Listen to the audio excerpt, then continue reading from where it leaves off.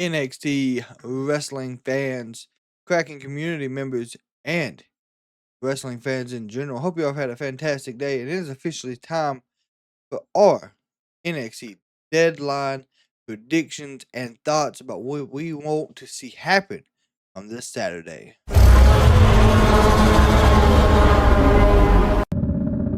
Now, of course, with that being said, hope you all had a fantastic day. NXT deadline Saturday from Minneapolis, Minnesota. There's a lot going on, a lot of good possibilities, a lot of good title changes we could see. And then, of course, we got the women's and men's Iron Survivor matches, which we know the winner will go on to get a title shot. Of course, before we get into it, make sure you hit that like, share with a friend, and of course, hit that subscribe button because, of course, we know you enjoy wrestling content just as much as we do. We'd like you to hang out with us every chance you can. So, we're going to hop right into this with our title matches, and we're going to leave the Iron Survivor matches for the last. So, let's go ahead and talk about Trick Williams and the NXT Championship. This match we seen on Tuesday got a little more interesting. Of course, Eric Bischoff was there, and he started a little bit of fire in Ridge and Trick Williams.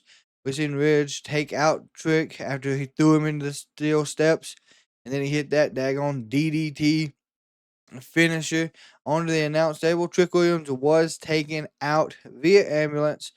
He still wants the match. We haven't heard of any update on his condition. More than likely, we figure that out come deadline. Whether he show up in a neck brace, show up in an ambulance, something creative will happen here. But I don't think Trick's going to be 100%. Now, with that being said, this is Trick Williams' second title run. And I mean, it's been a little better than the first one. But I think the first title run that he had was more of a impressive title run per se, even though he did lose it to Ethan Page. But the line here is, are we gonna have him hold this till Mania and then get pulled up to the main roster? Because of course from what we understand, Raw and SmackDown both could be going to 3 hours. So that could add some implication on NXT superstars being called up. Now, on the other side of this, Ridge Holland has been gaining heel heat like crazy. He's the reason we no longer have Chase University. Destroyed Andre Chase. He took care of all of them. He also does have a win advantage over Trick Williams due to the ECW event where he teamed up with Ethan Page and Trick teamed up with Bubba. So there's a lot of momentum that Ridge Holland does have. A lot of people think he's going to fall short in this match. For me, I think this is Ridge's redemption. We've seen it with the tag titles. He never won those before. He was held down by the Brawling Boots. Everyone still holds the Big E thing over his head. This is where he gets his redemption. He shocks the world, shocks the NXT, and shocks the wrestling community. Ridge Holland will be your new NXT champion. The next match is a no quarter catch crew going for the tag team titles against Nathan Frazer and Axiom. Now, this match is going to be a little odd. Depends on where it falls at in our card for Saturday. Because Nathan Frazer is in our Iron Survivor match. Axiom did fall short. He is not in it. If this match comes before the men's Iron Survivor, shouldn't be a lot of issues. If it comes after, that's when we get a little bit of concerns because Nathan Frazer is competing twice. He's pulling double duty, and Axiom is not. So, if Nathan Frazer has to go the 25 minutes in an Iron Survivor and enters number 1, Axiom's going to be pulling all the weight in this match against a healthy Tavian Heights and Miles Bourne, who honestly in the past few weeks have been performing at top tier. Ever since Tavian Heights came back from New Japan and done that stuff with Japan and went through all the G1, he's been doing a lot better in the ring. I'm just going to be honest. So, that's where there's a little bit of a worry here for them. Now, of course, Nathan and Axiom have been on the verge of self-destruction for several weeks and for a long time. They they still find a way. They have found a way in every single match to pull things together to get the win to be our tag team championships.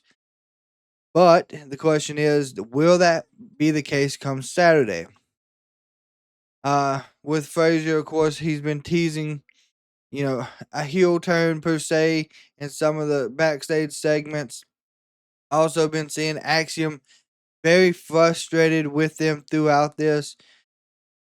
I don't know if maybe that's what happens here. If the Deadline Iron Survivor men's is the last match, are we gonna see Frazer try to conserve his energy and not really put in effort to be there for his tag team partner?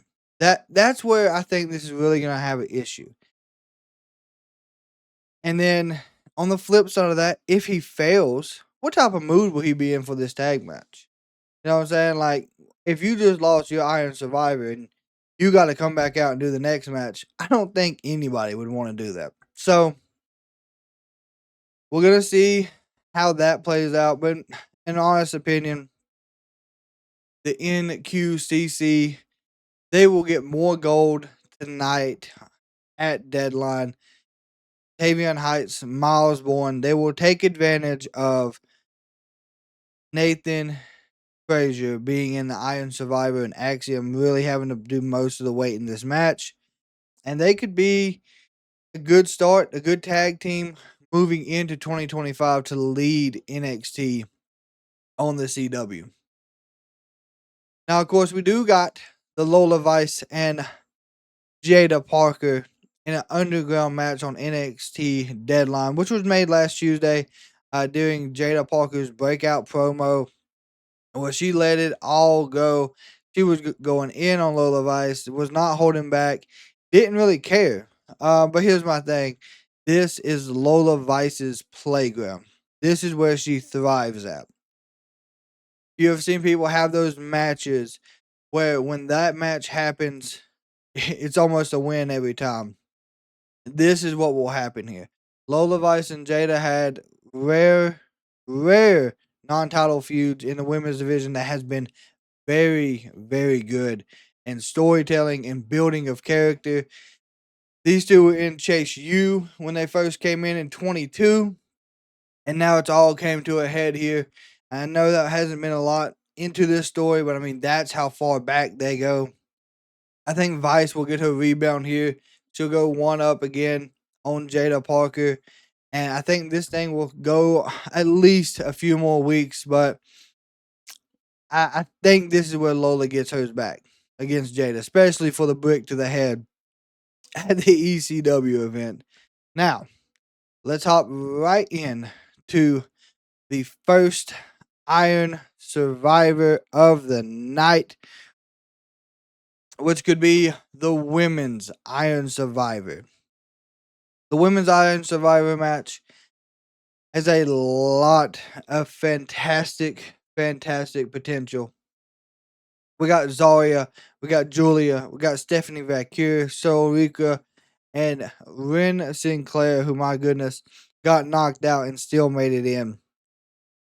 Now, of course, with the big three, global sensation stars in the wrestling division, Giulia, Stephanie, and Zaria, they're your main headliners. Those are the ones people are banking on to win this. Of course, people are saying Ruca and Sinclair are going to be the wild cards, that's the veterans to NXT per se. But it's going to be interesting. And here's why. I think Giulia's already had her moment. She already had her chance to beat Roxanne, and it didn't go well. Unfortunately, it didn't go the way she wanted to. Zaria, on the other hand, came straight in out the gate, attacked everybody. Took out the women's North American. She's pinned Roxanne, so she's got an upper hand in this. Stephanie has a great upper hand in this as well. Stephanie does start the match early. She's a huge favorite to win this. I say she could probably get a pinfall in the first very few minutes. Of course, Zaria, like we said, very good potential winner. She's got a great shot when she enters the match, but a lot of people will be criticizing if I didn't say Giulia is the biggest overall star entering this match. But I just don't think she's going to get another shot at Roxanne Perez as of yet. She'll get another chance at the title before she gets pulled up, but I don't know when that will happen. Now, so Ruca, on the other hand, she does have a chance to shine in this match all around because so Ruca, she's she's very good in her matches. She's got the potential. I just don't know if they're going to let that happen currently with the women we have in the NXT division. And she's been honestly falling down in the card the last few months, and I don't know why. I don't know if it's because of the new additions. I don't know. I mean, not sure. The women's division is huge in NXT. That's why we added the women's North American title. She was in the Great Ladder match for that. So there's that possibility she could be a sleeper and win this. Now, Vince Sinclair, huge underdog. She's gonna do great in this match. She will get a good standout moment in here. I think she's still got a lot to prove with no quarter catch crew. But she's gonna help the faction out. She's gonna make them look real good, and she'll be building huge momentum going into 2025. Now, with that being said, who do I have winning this?